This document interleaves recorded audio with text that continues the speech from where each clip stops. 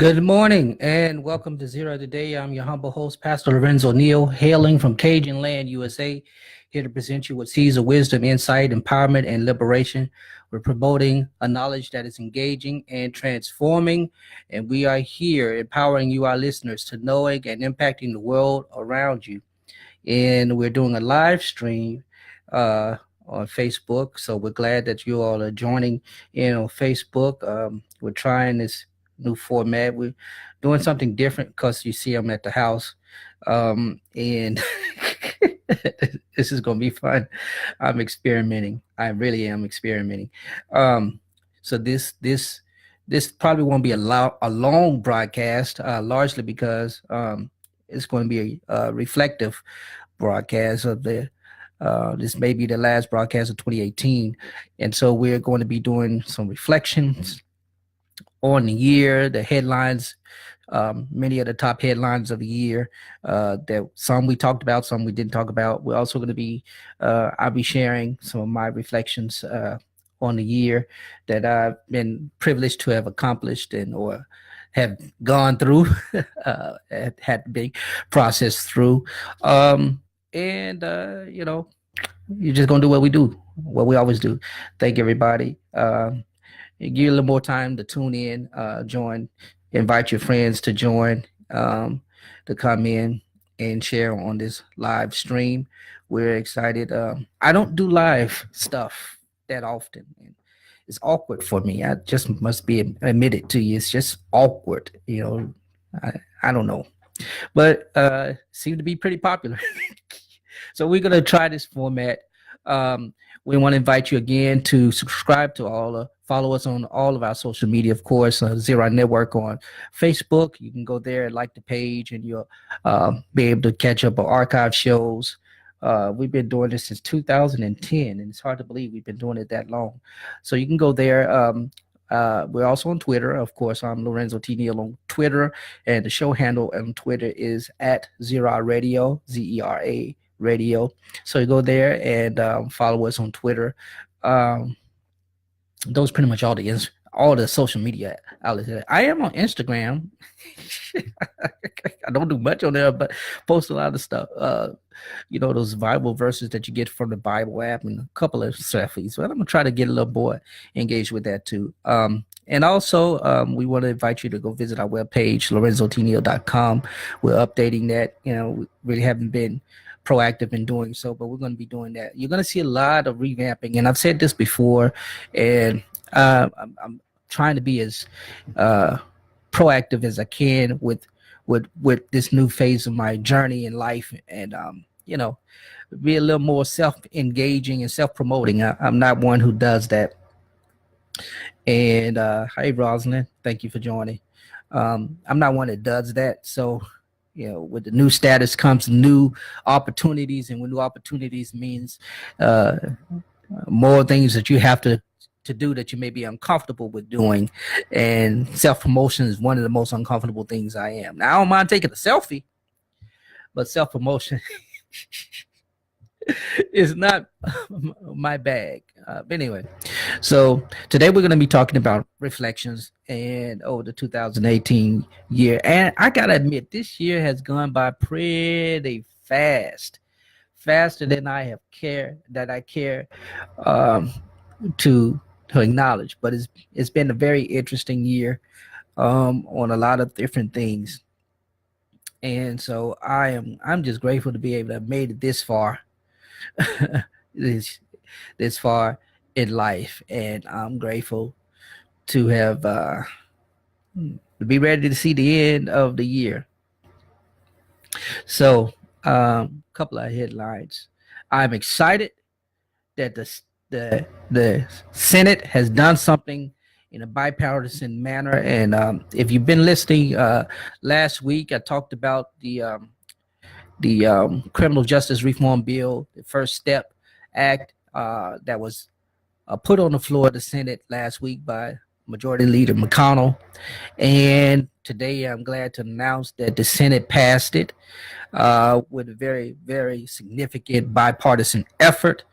And I'm excited about that at the federal level. Now, we still have some issues at the state level that must be addressed, and I'm grateful for organizations like Part One, I'm a part of, Clergy for Prison Reform here in the state of Mississippi, and many, many other organizations like the ACLU that are working to see criminal justice reform become not just a political ball, but a reality in our country and in our state. So I'm excited about that.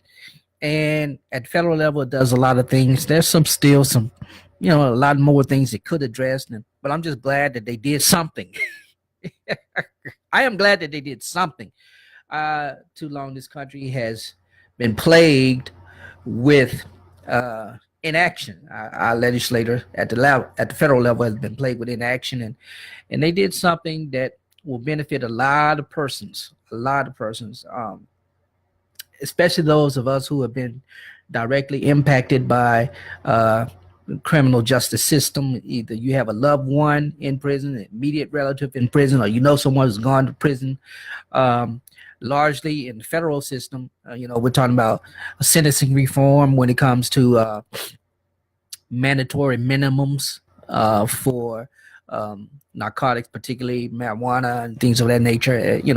We those are the kind of things that can deeply affect our country and have deeply affected our communities, particularly Black communities. And the fact that the federal government and the federal legislators are realizing that they have opportunity to change that, and they have done so. And I'm glad they did it on a very bipartisan effort, because it says that they want to be reelected. It also says that they understand the deep-rooted problem in our criminal justice system, and there's a long way to go. But I applaud our senators, and it will be working its way back to the House. And of course, because the House passed it, they're going to if there's anything they have to conference on it and get into the hands of President Trump to sign. And I'm going to tell you this: that's one thing. One thing I can say that. Well, there's a lot of things I can say. I'm proud President Trump has done in the 2 years that he's been in the office, but this is one big thing, major thing he can say that he has done that has benefited the Black community in particular and the country overall. So it's a wonderful thing that will happen. So take time. I want to encourage you to take the time to write to your senator, your U.S. senator, and your U.S. congressperson, thanking them for their vote if they voted on it. There were some who voted against it, but if they voted for it. I want to also give commendations to Senator Cory Booker. You won't hear me do that too often. Commendations to Senator Cory Booker and Senator Grassley for their effort in promoting this and getting this before the people. Also, this last week, we saw the president announce with Senator Tim Scott an urban revitalization initiative, and I'm very glad about that. Again, we applaud what they are doing. We cannot rely on them, and we must. I talked about this last week with Bishop Jones. Made this statement that in Philadelphia, I can't think of but anyway, he made this statement that the Black church must do more for the community, and I am all for that. We must do more for the community, and we got to be empowered to do so. And I know there's a lot of flack going around with John Gray and what he did with his offering and what he did with his wife, but though that type of exposure, especially with the offering, that type of exposure is good exposure, and people need to see that the Black faith community and the Black church is willing to put their money where their mouth is and be benevolent towards us, our communities. Now, I wouldn't necessarily tell them to just come get out of the offering plate, but I mean, this is an opportunity for Black churches to take the initiative to empower and engage our communities in ways that is not disenfranchising them. We don't want to give handouts. We don't want to become a welfare church. I tell you that much. You don't want to do that.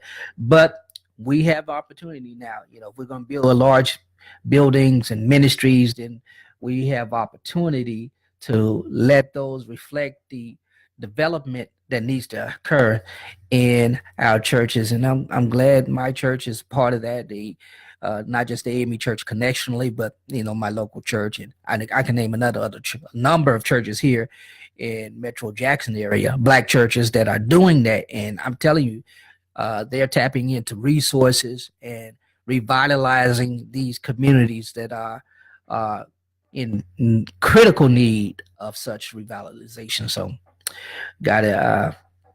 we got to do that. So I'm glad. Again, this is just first step. It's first step for the financial. It's first step for the criminal justice. It's the first step for urban revitalization. But either way, it's saying something to us that we, as pastors, as clergy, as the black faith community and black churches, we can do it. We can get the funding from the government, and you may want to reconsider that.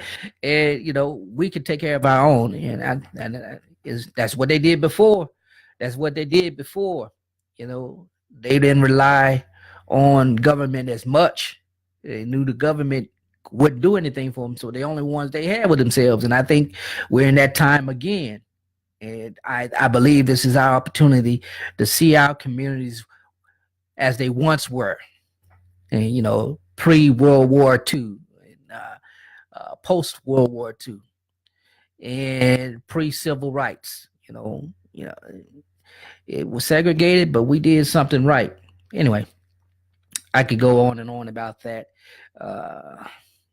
and I'm not going to go on. Anyway, thanks to everybody who was watching. I appreciate it, and we're grateful. Let's get into some of the headlines that happened this year. And I'm not trying to go back all the way through the year, but just a few of the things.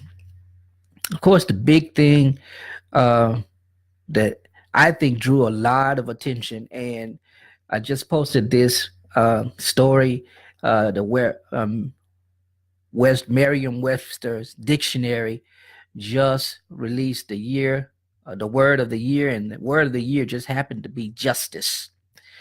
And they used this. I think the way they generated this word of the year is by the amount of times a particular word was searched, Googled, whatever. I don't know. I have to go back and review that.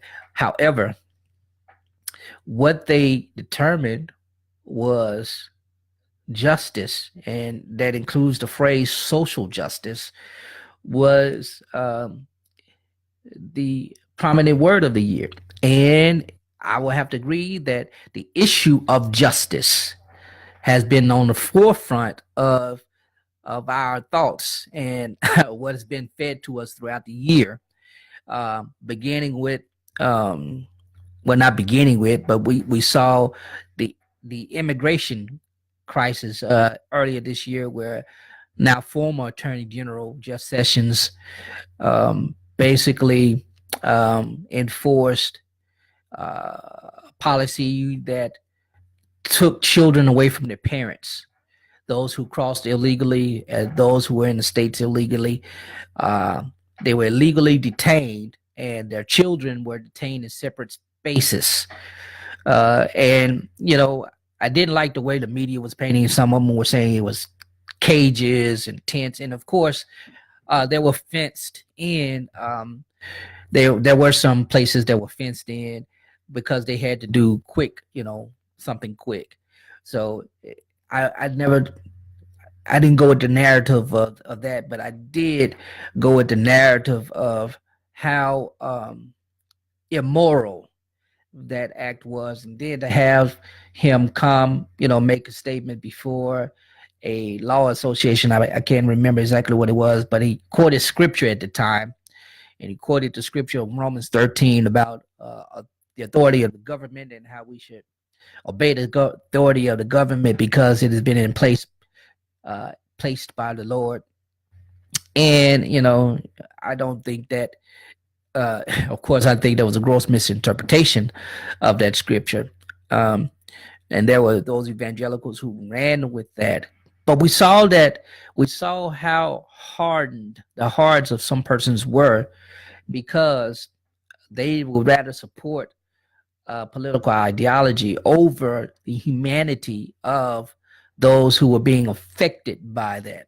And I think that's what brought that idea of justice, caused even the most staunch Trump supporters to reflect on their own humanity and say, this is just not right. The idea of justice, yes, it is unjust.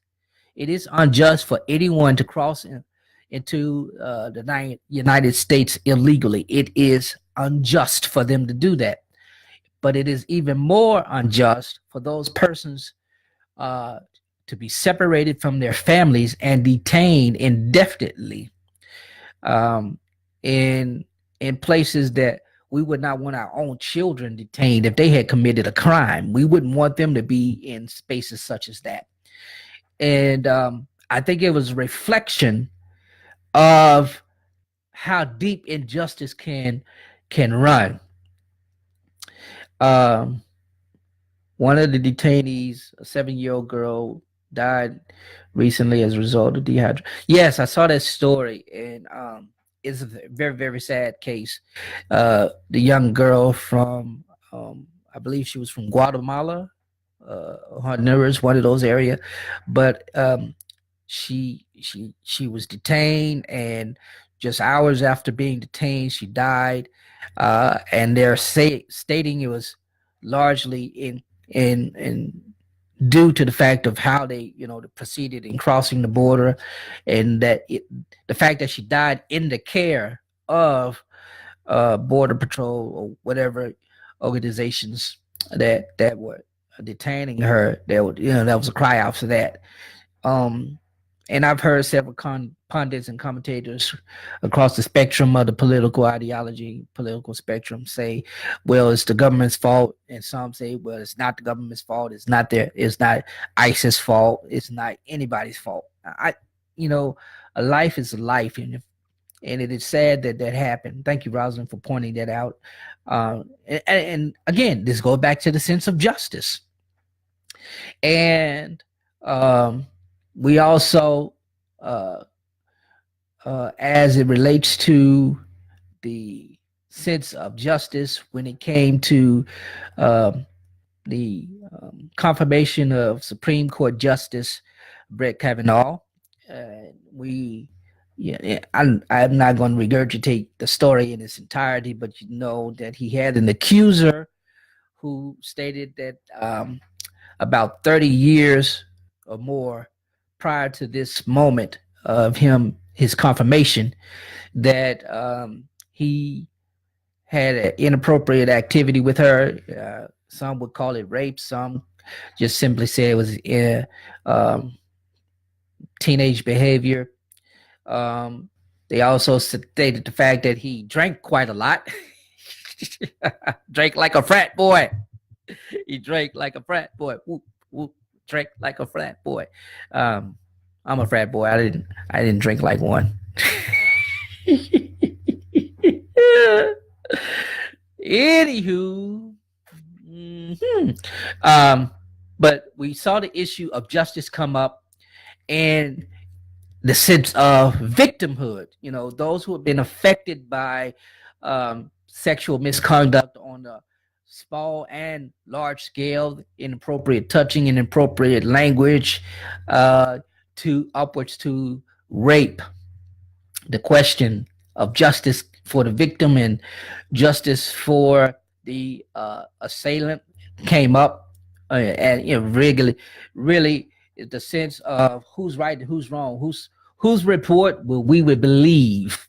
Will we believe the report of a man who has stood out spectacularly in his law career, or will we believe the account of a woman who in her own right stood out as an educator, as a professor, um, who some believe had the courage to come forward with this story.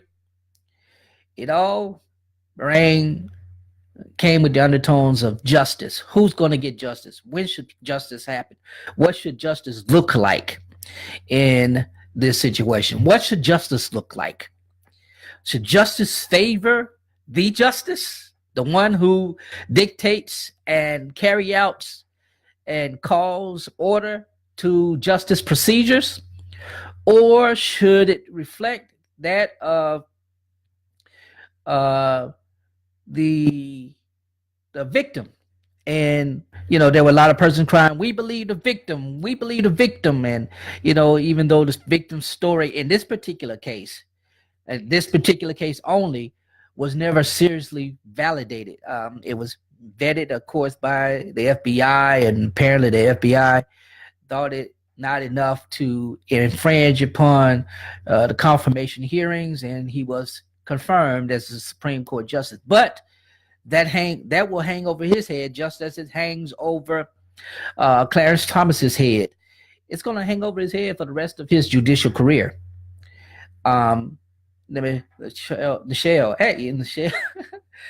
Predators are protected due to the fact that a lot of them have money and their parents did the same, so it's accepted, which is why a lot of victims don't speak up, because they are victimized all over again, more than the accused. You're right. There are a lot of, thank you, Michelle. Nichelle, I should know your name by now. You're right. There are a lot of persons, victims in particular, who feel they're so traumatized by what they experienced, and they are afraid to speak out against their predator. And specifically those who are predators. There are men and women who are predators. They seek those that know they can victimize. They know they can take advantage of in some capacity, and they do so. And then there are those who, in the case of similar to the Justice Kavanaugh, teens behaving as teen boys behaving as teens boys do, if they do. Being more aggressive sexually, as the male usually is sexually more aggressive. And they were unknowingly and unwittingly place themselves in situations that will cause them to commit such acts. Not all acts are violent acts. And, sometimes men are aggressive sexually, and sometimes they're just horny, and they don't know when to say no. And then there are others that are intent on violating a woman no matter what. And these are the ones that these are the ones that need to be called out. These are the ones that need to be in prison. Everybody, anytime someone does violate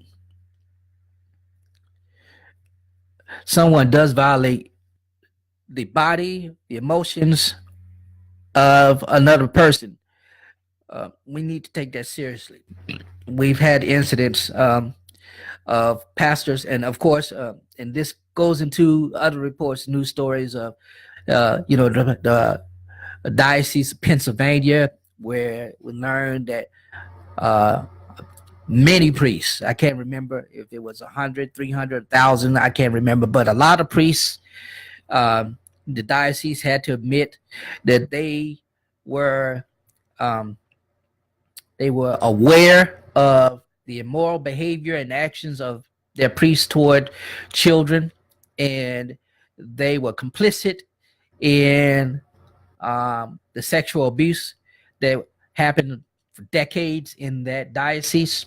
And the Pennsylvania District Attorney General is holding them accountable after all these years. These are the things that we must be, they all comes into play. Justice. We cannot afford any longer to say, oh, it happened, we should just move on. We now must, we must now be ever more vigilant is saying that we will seek justice for those who've been affected in any manner by someone else. And it doesn't always have to be, the spectrum of abuse is wide, goes from emotional abuse. And I've been guilty of emotional abuse. You know, uh, when I know what it's like to hold someone's emotions against them.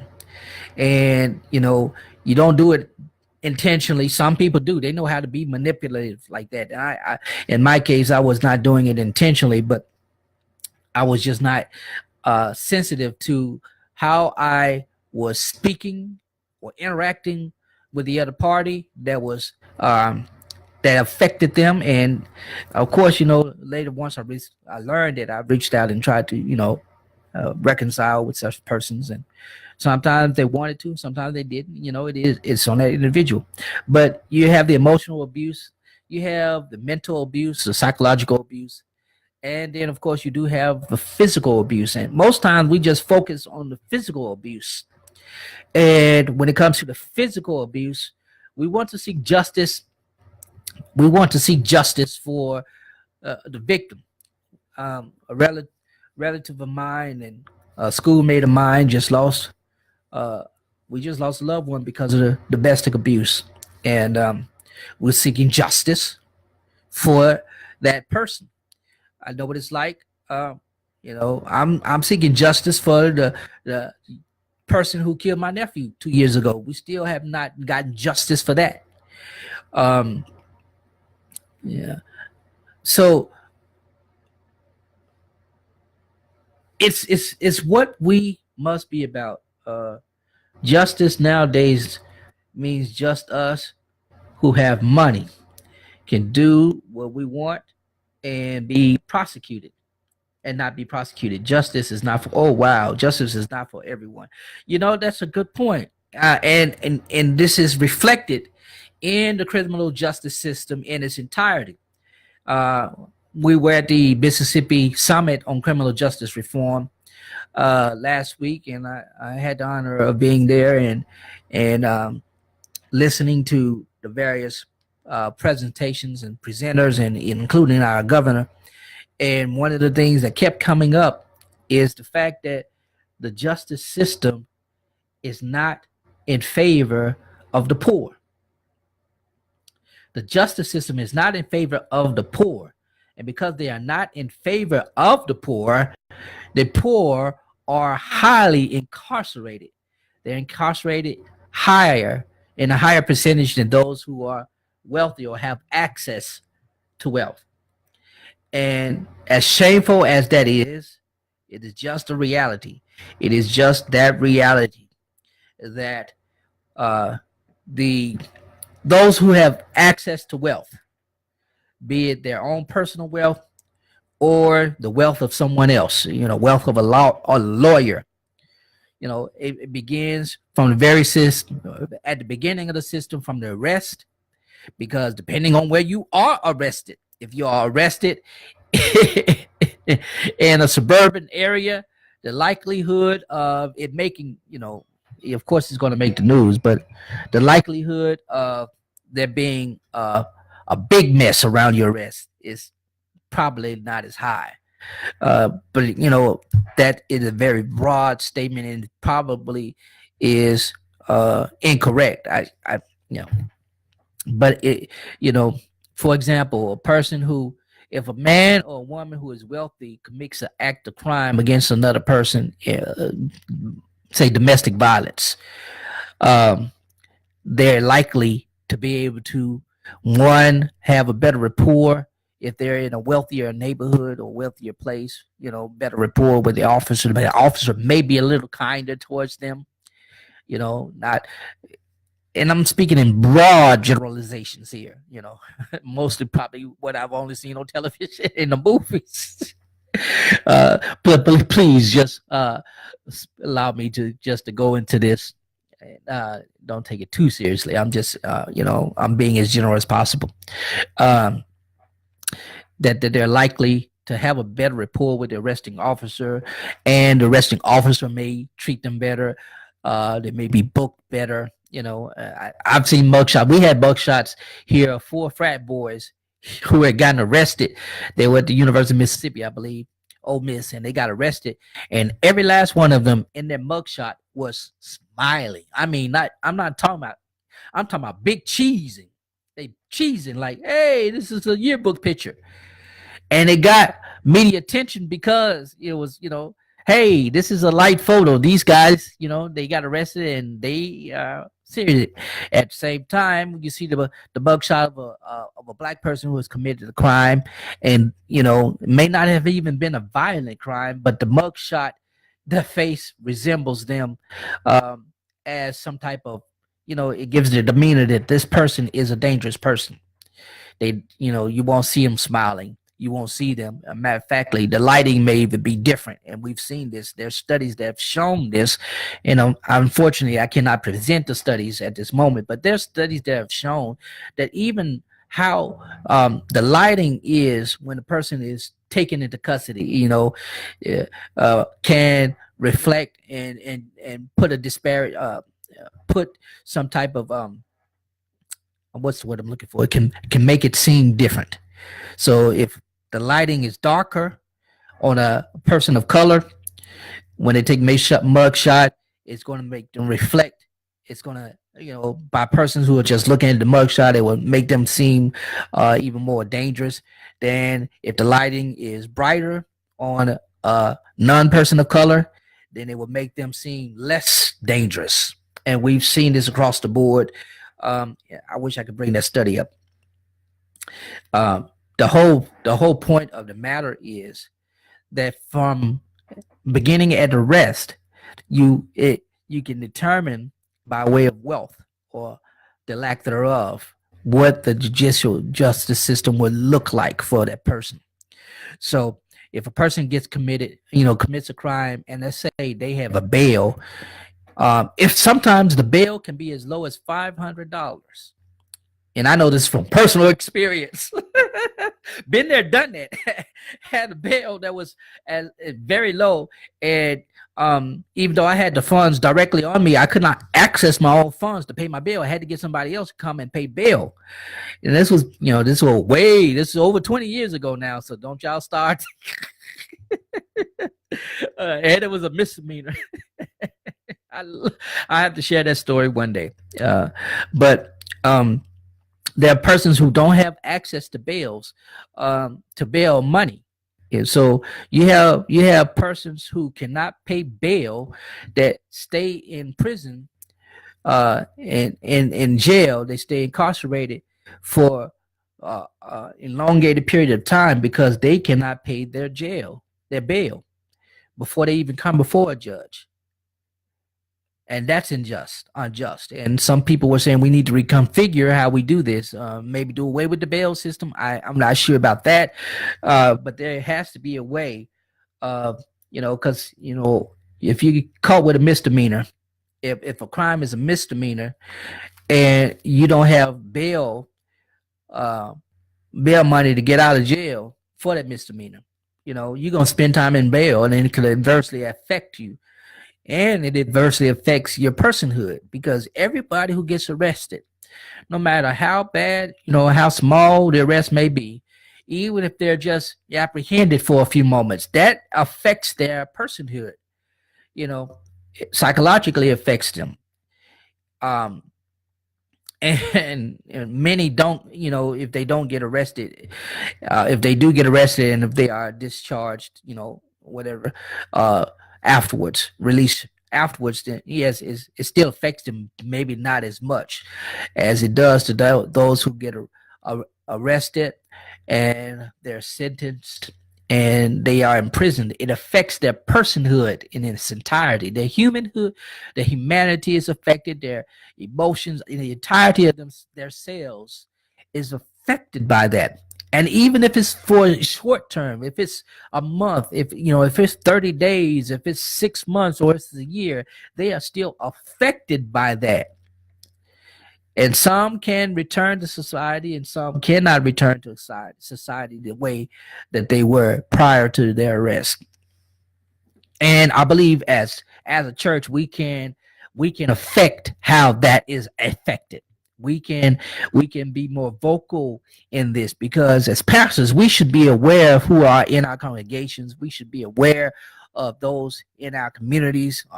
I know what my community is like because I live in a community that I pastor. So, you know, I'm walking down the street. I could, I know pretty much what many of the individuals who live within my neighborhood. I know what they're like, especially the younger ones. I know that many of them are just renting this place because it's the only place they could get. They don't like where they live. They really don't want to live there, and they're struggling to pay $300 rent a month, and they have two jobs.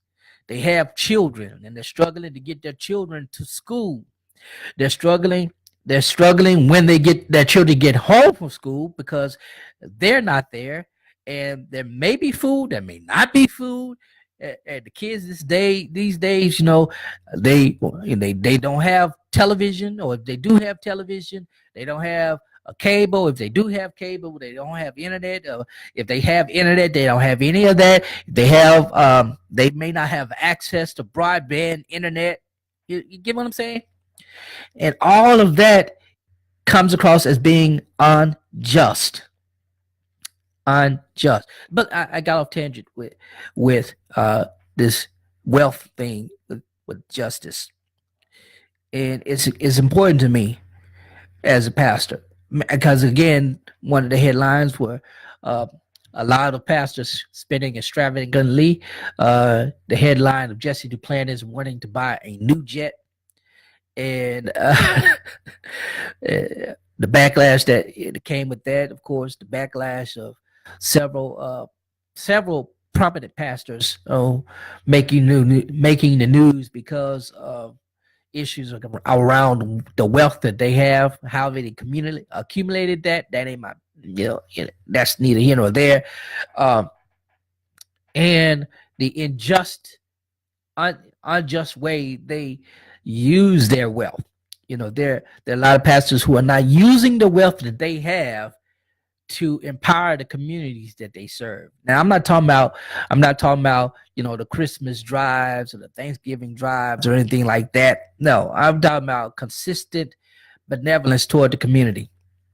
And you had the headline I mentioned earlier about John Gray and the act that he did with with allowing those who were in need or believed they were in need. I mean, because there was no, he had no evidence of who was in need. He just, like, mama, you got bills to pay and you ain't got the money. Come get it. Well, I would have been a mama that day. Anyway, uh, thank you, Roslyn. It's great that you're in touch with the community. I don't have a choice. I live here. They know. Let me tell you something. I love being a pastor. I do, and I love that I've been afforded the opportunity where I am. The fact that folk know that I'm at the church, and they know when they see my vehicle, I'm at the church. I love the fact that I can walk my dog. People know my dog more than they know me. That's and so because they are aware that I live where I live, and because when we walk through the community, and Jackson is just a strutting around. The kids love him, the adults know him, and so it gives me an opportunity to minister. And I don't share this. I'm like Paul. I'm making my boast, but I'm not boasting. I'm boasting in the Lord that I've been afforded more opportunities to minister in the community than I do in the church. And yes, I preach I preach every Sunday for the most part, but the ministry doesn't happen every Sunday. There ain't people walking down the aisles to join the church every Sunday. But every week, I guarantee you, there's somebody knocking on the door of the church because they see my car there. you know, and sometimes I have a little change to give away. Sometimes I don't. Sometimes they're like, Pastor, can you just take me to work? I can't get to work. I'm like, you want me to drive you to work? Okay. That's the kind of stuff I could do. Not every pastor can do that. And I wouldn't expect every pastor to do that. I can do that because of the community where I live and where I serve. I'm able to do that. And I don't mind doing it. I don't mind doing it in any way. You know, the blessing doesn't come from me doing it per se. The blessing comes in knowing that I have the opportunity to do it. Um, and I was I was asked by somebody once before, uh, shortly after the John Gray video, like, well, what do you do? And I said, you know what, you just have to come to my church and see how benevolent my faith community is. Yeah, I can't put it in text to say what the people of New Bethel do. And I tell you, they make sure that they're learning, and they've always realized this for the last 91 years that this church has been in existence, that they are there for people. And when they had the opportunity to move out of this neighborhood, they didn't want to. They had the opportunity to build a new church, go into the northern part of a better part of Jackson, with a lot more opportunity for growth, and they decided to stay here. They decided to stay where they were. And because they decided to stay where they were, there's benefits to it. Folk know, when people ask me where do I pastor, and I know I'm getting off of the tangent. Please forgive me for that. I'm getting off on this tangent. But when people ask where I pastor, a lot of them say, "Oh yeah, I know that. I know that church." I have to say, "Yeah, behind we're by the graveyard. We're behind the Head Start Center." Yeah, they know. I say we're behind the playground. That's all I usually say. We're the church off MLK behind the playground. But it affords me the opportunity to be able to do so. And again, I want to say emphatically, there are a lot of pastors who do not do that. It's not that they don't want to, maybe. Sometimes they just can't. Larger churches, that's what you have the associates for. I don't have associates. Well, I have associates, but uh, I I have a small enough ministry where I can do that. I can still visit the sick. I can still call members and just check on them. I have class leaders who do that, but I can still do that. Um, and I can still be able to minister one on one individually within the community. You know, and when my neighborhood is set up, I got to be careful with that too. We are called to the marketplace. Yes, Rosalind, we are called to the marketplace. Uh, love your work here, Reverend. My pastor just shared that Facebook article with one another kind of internal social injustice, nonprofits that misuse resources and miss the opportunity to really make a difference. Oh, Brother Williams, you are absolutely right. There are plenty of those who do that, and we're seeing that live right now in the working of the Trump Foundation, the dismantling, dissolution of the Trump Foundation. And Trump Foundation was his nonprofit. That's President Trump's nonprofit, and it has come. And I've known this for a while. It's not been like a big secret, but basically, it was another purse for him. People would donate to the nonprofit, to his Trump Foundation, and basically he would use the foundation money for not necessarily personal use, but other expenses. So, you given, for example, I think when he was a candidate, he said that he would make a donation to the veterans or something to that nature, and he did make the donation, but it wasn't personal. The money came from his foundation, which means the money was somebody else's money, and it was misused, and that is, of course, unjust. And unfortunately, there are a lot of nonprofits, and that's ministries also. People forget that ministries are nonprofit organizations. They're domestic nonprofits. You have to file with the state, and some have a 501c3 status, and some don't. But we know of plenty of charitable organizations that raise funds throughout the year, and maybe 2/3 of their funds are spent on leadership.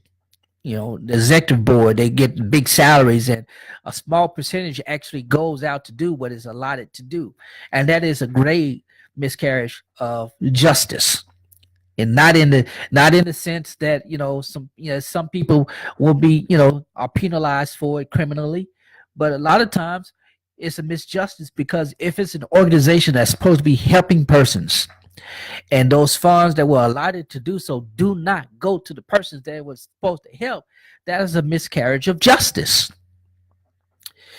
And you're right, brother William. There are a lot of people. There are a lot of organizations like that, and I will use the church because the church is, and people want to think of it as a spiritual house and a hospital for all. Yes, it is all of that. It is a house of prayer.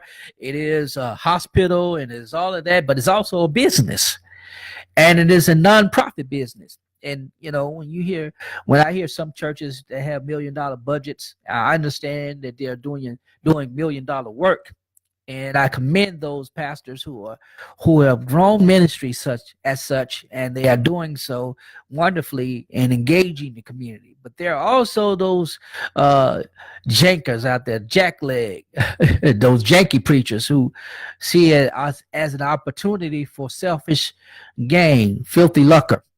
They do it for themselves, and they know some folk are gullible, and and it should not be. If you're a preacher and you're going to start your own nonprofit, and if it's going to be a ministry, if you are going to be the leader of that ministry, if it's going to be incorporated as a nonprofit, you need to be able to designate how that is going to function. Don't just say we are preaching, and don't just put on the application that you're an outreach ministry, and you're using it to build up your speaking engagements, and you're using it to promote yourself and all of that, and nothing goes back, and the only overhead you have is yourself. You get what I'm saying? That is unjust. It is not carrying out the ministry of the Lord, the heart of Christ. Thank you, Brother Williams, for that. That is unjust. And I don't even know if I'm gonna get to what I want. Justice. I'm on this thing of justice because, again, we're talking about justice because Merriam-Webster dictionary stated that is their word of the year. The word of the year was justice. And when in September 2018, I had the privilege of attending the Call to Conscience rally that was held in Washington, D.C., spearheaded by our Council of Bishops under the leadership of Bishop Reginald Jackson, along with several other cooperating organizations and church reformations. We gathered there in Lafayette Square, across from the White House, to say that we need to do better as a country and as a church, not just to call for our elected officials to be moral, to act morally, but to act justly also, and to call on church leadership to do the same. This was not just a one-way thing. It was both internal and external. We were calling on the church to reflect the justice that we want to see in the world. So, which that means calling out our own selves when we had inappropriations. When our clergy do things that disproportionately affect people in a negative manner, we should be able to call that out. We should be able to say we will act justly, because what does God demand of us? The Lord requires that we love mercy and walk humbly with God. And I left out another one. Y'all know what it is, Micah 6. That this is what we should be doing. We should love mercy. We should love justice. We should walk humbly with the Lord. And if we're going to put that call out for our elected officials to do so, we must begin with ourselves. Someone wrote in the scriptures that judgment begins in the house of God. And I don't know where that scripture at. Y'all Bible scholars can tell me right now where it is, but it's there. And because it's there, we should be we should be willing to see it for ourselves. And uh, uh, my boy, right. What else? And this is just, I should do this more. I like the interaction. I really do. I love the interaction. And thank you all for engaging me, uh, for indulging me in this moment. Yeah. Um, I try to do this every. Well, the show comes on every week, uh, Wednesday. And if you missed it, if this is your first time catching me and you're watching me live, this is the Zera Today broadcast with Dr. Lorenzo Neal. You can always find us on blogtalkradio.com/Zera Today. And there you go, and you'll find archive shows all the way when I began this show back in 2010, and you can go there and you can listen to archive shows. You go to the Zera Network. I think I'm broadcasting live on the Zera Network also. So you can go there and you'll find archive shows there too. So either way, go there, listen, and subscribe. Also, I want to invite you to support me in this effort. I am on Patreon. If you're not familiar with Patreon, Patreon is a space where those of you persons can actively support creators of content creators, whatever they may be. So you can go to patreon.com/Lorenzo T. Neal, and you can go there and visit my page, and you can support me for as little as $1 a month. You can be a patron of mine, and if you give more, there are other things that we're doing that will be afforded to you, that you will have access to, that we're hoping to be able to provide, in not just content, but other stuff too. I said working on merch. I like saying that word merch, but that's my plug. And please understand, I said it earlier. I don't promote myself a lot. It's part of my problem. I don't promote myself a lot, and I'm coming to the realization that success, you have to be hungry for it. And while where I am placed in ministry, I'm content, and I'm grateful, and I'm wonderfully blessed to be where I am. But I also understand, promotion comes, and you don't want to deny promotion. And promotion comes from the Lord. But I know a lot of people, the story. Not a lot of people. There's a story of somebody being out in the boat, and they wanted the Lord to save them, and there were several opportunities that came, and each time they denied the opportunity, and the Lord finally showed up and said, well, I gave you opportunity and you didn't take it because you didn't recognize the opportunity for your salvation. So I'm just taking advantage of it. I'm just taking it. So go over to patreon.com/Lorenzo T. Neal, and you'll check out some stuff. And again, just for as little as $1 a month. And also on if you want to give directly to me, you just hit me up on my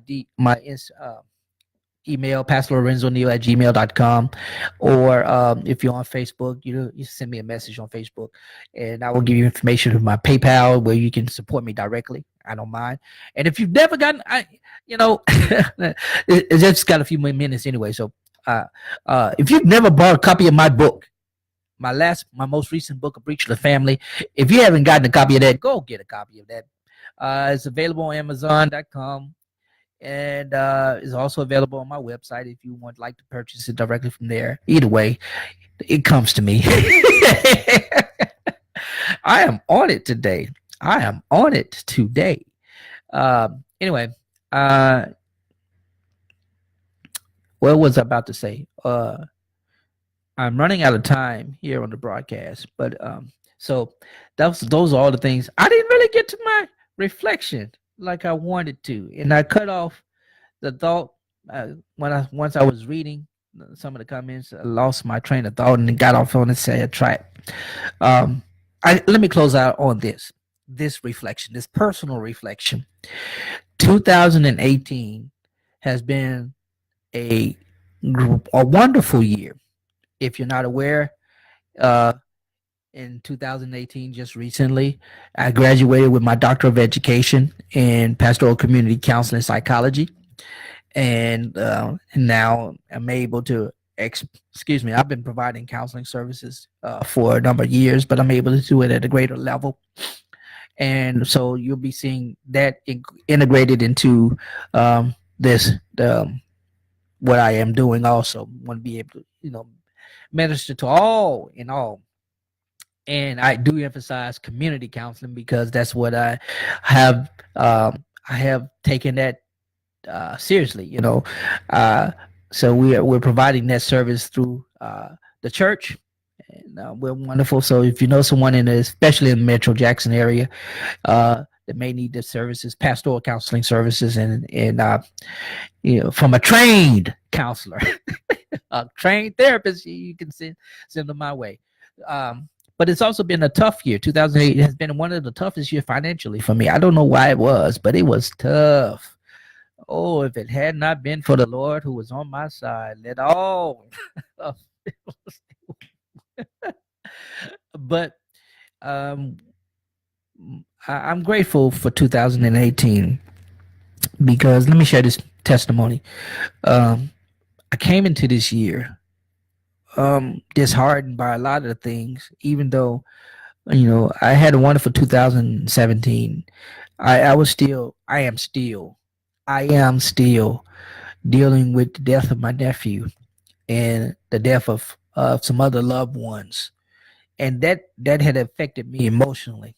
And I was still able to minister.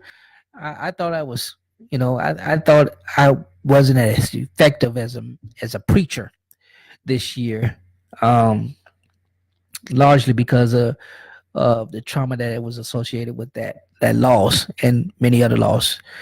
This year, the church we lost five very very dear members that affected us entirely as a congregation. We wrestled with and are still wrestling through that grief. Well, I won't say wrestling. We are experiencing that grief um, because some, uh, actually none of them were expected, and none of them were expected, and all happened suddenly.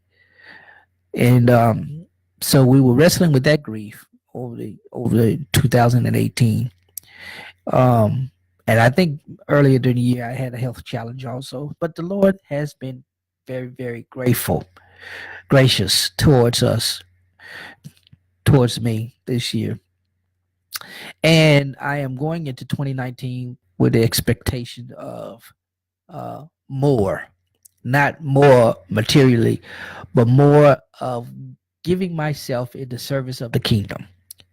How that will look, I am uncertain. Uh, but I also am very much aware that it will include a lot of self care. That is a priority. That would be the biggest priority. A lot of self care, because I already know some things are lining up, and I need to be prepared for the the schedule that I will be having in 2019, and I'm looking forward to it. So, uh, 2018 has been a wonderful year of growth in so many ways for me personally, and I hope it has been a year of growth for you. It's been a year of challenges for me, but the Lord has been gracious in providing strength, wisdom, and insight into how to overcome those challenges. And from day to day, come what may, my heavenly Father watches over me. I know that much. So listen, I want to invite you to continue to join the broadcast. As I said, um, you have the opportunity to go and visit all about visit webpage lorenzotneal.com, and I'll try to update that. It hasn't been updated in a while. That's one of the things to be doing. Again, opportunity to support me on Patreon, patreon.com/Lorenzo T. Neal. You can do that. And follow us on all our social media. We want to be able to do that. We want to be able to boost our presence on social media. However we do, we want you to like the Facebook page, Zera Network. We want to be able to be engaged with you in many ways, and that's how we can do so. And as often as we do, we want you to know that we are grateful for all that you do. Um, my time is up on my broadcast, and so thank you for tuning in and watching us. We're going to be, I don't know if we'll do it next week, post Christmas. We may do something, we may not, but either way, we're grateful. Thank you for joining us. I got to get out of here. Thank you so much. You guys have a wonderfully blessed day, and love you much. Bye.